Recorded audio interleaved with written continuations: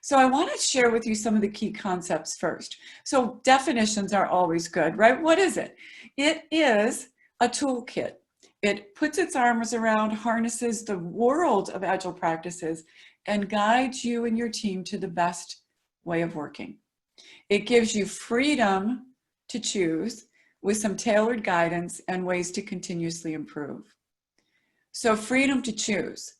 I'm going to just focus in on how these all play together. You have freedom to choose from the best Agile. You've got guidance to understand how to focus in and narrow the options.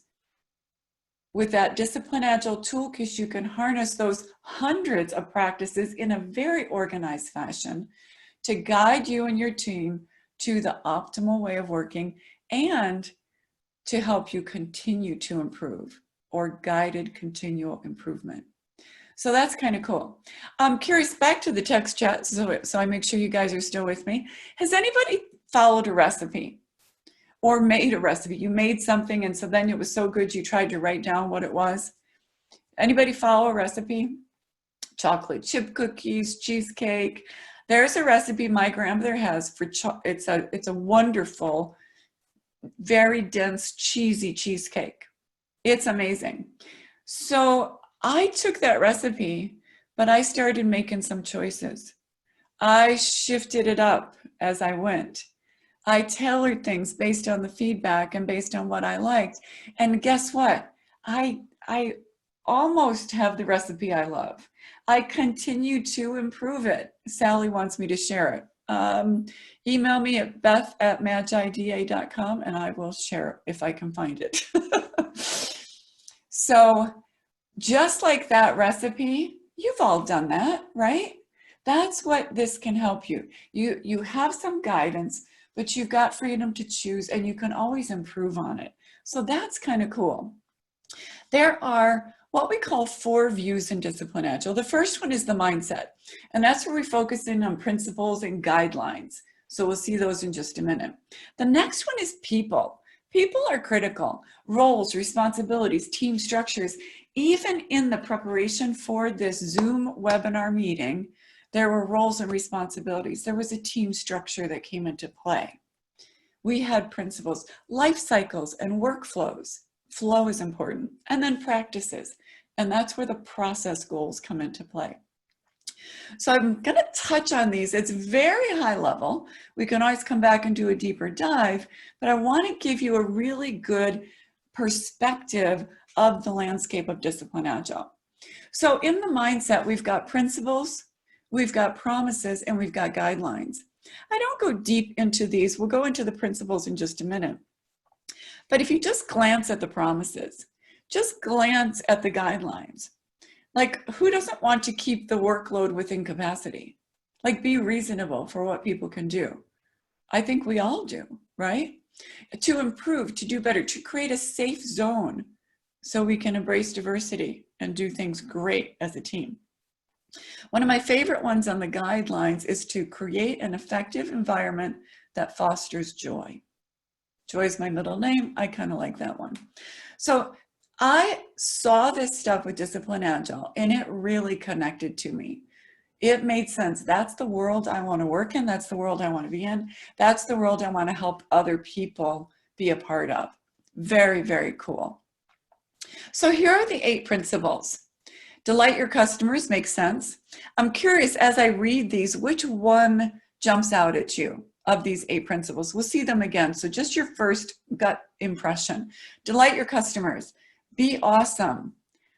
Choice is good. Optimize flow. Thanks, Carolyn, for being the first one out. That's awesome. Being awesome is part of it. Context counts. Be pragmatic. Organize around products and services. Enterprise awareness. When I think about Michael Gross and that tour of Rome that he gave us, he took the context into consideration because he had conversations with the group. He was pragmatic in what he recommended, and his service was the tour, right?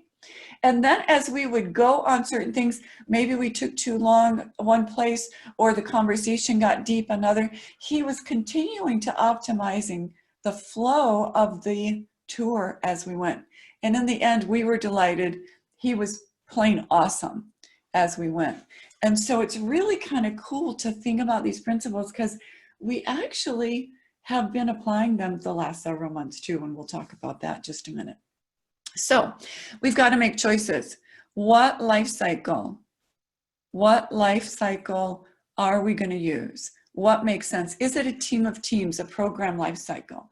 Are we doing just kind of basic Agile? We're getting started, but we're doing Agile, and that's appropriate. Are we really an advanced team? We're more mature, and we can do continuous delivery Agile, or continuous delivery Lean, or Flex, which is taking this to the organization level. So we would choose the appropriate life cycle based on where things are. We choose our life cycle, and what's kind of interesting, as we create our worlds of Disciplined Agile, as we choose our wow, we, by the nature of our changed behavior and evolving behavior, influence, impact, and help other groups become more agile too. So that's kind of cool. There are 4 phases in Disciplined Agile. So it's really straightforward. Inception, just getting everybody going in the right direction. Construction, that's where we're incrementally building something that's usable, consumable solutions. Transition is where we're taking it from that construction and releasing it into production. And then ongoing is intentionally that foundation, because that's how we improve our work in an enterprise-aware manner. Now, this looks pretty simple, but for each phase, there are specific goals. And so if you're a PMP, and we have a lot of PMPs in the house here and some who are studying for their PMP, you know that the upfront phases are really critical. You're initiating and planning in the PMBOK. There's a lot of work that has to be done there. And it's very similar. You can connect to the inception phase. And you see things like form the team, exploring scope, making sure the vision is clear, developing the common vision, securing funding. And then in construction, we have specific goals. And then in transition, we have specific goals. And then ongoing, at the bottom, we have specific goals. What Disciplined Agile does for you is puts these all together in a way that helps you make choices. We will make choices being cognizant of, being very focused of the other areas of our organization with whom we interact, that we might impact or they may impact us. So I put in parentheses the square onion. That's what a lot of us DA practitioners call it. This is all of those areas of the organization that may be impacted as you take your Disciplined Agile journey. So at the very bottom, you see more on that foundation level, the team level, if you will, where we've got principles, practices, guidelines, your life cycle choice, the team's roles and responsibilities, choosing the way of working. Above that, we have disciplined DevOps and those things that are required, those process blades is what we call them: IT operations, support, release management, data management, security, Disciplined Agile delivery. Above that, you have things that I know you're familiar with: portfolio management, program management, product management, all those things that add value, that contribute to the value stream. And think about your value stream is starting and ending with the customer. So it's about what are we doing for our customers. You see the line that intersects the value stream and the enterprise. That means those are the process blades that are linking to both. So business operations, strategy, research and development, marketing, governance, sales, continuous improvement. It plays in both zones. And on the enterprise level, that enterprise awareness principle that comes into play, that is all those things that we have to consider. What's our enterprise architecture, people management, information technology, asset management? How are we doing our organizational transformation, managing finances, managing vendors, and legal? We call it a square onion, Pat, because it's like you're peeling the layers of the onion, and you really can start anywhere. So I've used this this particular chart here, I've used it with teams to identify areas with whom we need to interact as we're focused on our product or service that we're delivering. I've also used it with executives who were creating their operational model for the fiscal year to make sure that we look at this to see, based on where your operational model is, which other parts of the organization do we need to communicate with, get information from, play with. And so it's just showing you those layers, just like an onion has layers that you can peel away. So process blades, very important. Then how you figure out what is the team's way of working, how you choose your wow is very important. And so I put this slide together because it's just a sample. It's a lot more to it than this, but it's just a sample of what we would do. So on the upper left side, if you take a look there, we see that little 6-pointed star. And that star is saying these are areas we need to understand the context, analyzing the context. How big is the team? Geographical distribution, organizational distribution. Do we have compliance things that we need to focus in on? How complex is my technology? How complex is my domain? So the team would start there and do an assessment based on those areas.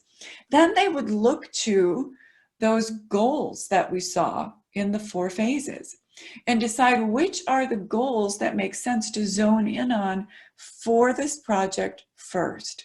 So I've chosen for you to develop common vision. That's one of the goals in Inception. You see that row right next to the common vision that has a series of options, choices that we might make. Do we need to focus in on the vision strategy? Do we need to focus in on maybe communicating the vision? Do we need to have a formal, more formality vision? Do we maybe not have the right agreement, so we better focus in on the level of agreement?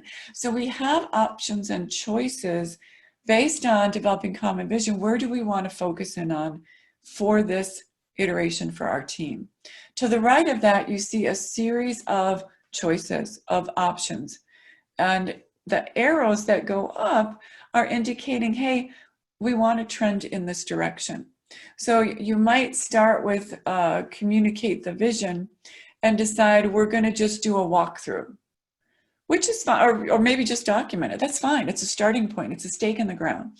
You want to trend toward that kickoff meeting where you have people present, you have the conversations. Very, very, very helpful. Then the grid to the far right of the slide is what you have for every single one of those choices, those options that you have. So it describes for you what are the options, what's the definition, what does it mean? And then in the second column, it gives you sort of the trade-offs. What are the pros and cons of using this particular choice? So the Choose Your Wow book is filled with them. I mean, I can flip page and page, and here you have more and more of these choices. It's filled with those choices. So very comprehensive toolkit. In a nutshell, because we're not going that deep this time, it's rich, it's comprehensive, it's well organized, it's very structured, very easy to follow.